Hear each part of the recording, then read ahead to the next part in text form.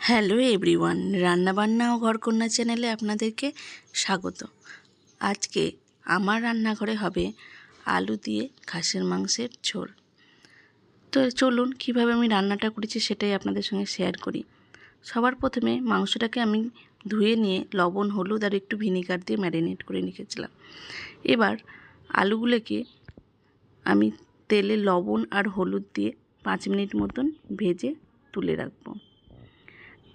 খাসির মাংসের ঝোল আর গরম ভাত এর জুটিকে ভাই কেউ হার মানাতে পারবে না।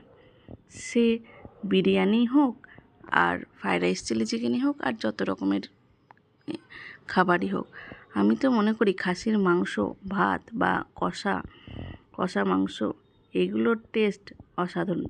আর তাই জন্যই মানুষ বিয়ে বাড়ি বা কোনো অনুষ্ঠান বাড়ি থেকে আগেই কিন্তু খোঁজ নেয় যে মাটন হয়েছে কিনা।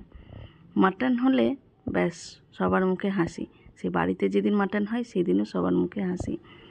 তা আমি আলুগুলো ভাজা হয়ে গেছিলো। এবার তার মধ্যে গোটা গরম মশলা ফোড়ন দিলাম, তেজপাতা, শুকনো লঙ্কা, গোটা গোলমরিচ, লবঙ্গ, দারচিনি, এলাচ সবগুলো ফোড়ন দিয়ে 1 মিনিট মতো নেড়ে তাতে পেঁয়াজ কুচিগুলো দিয়ে দিলাম।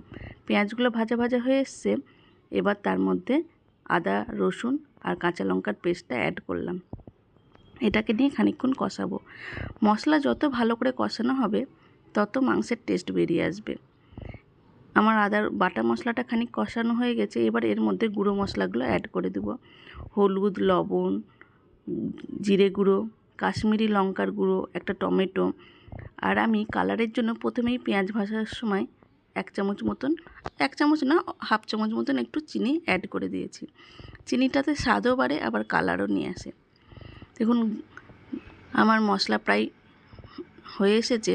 এবার আমি ম্যারিনেট করা মাটনটা অ্যাড করে দিলাম।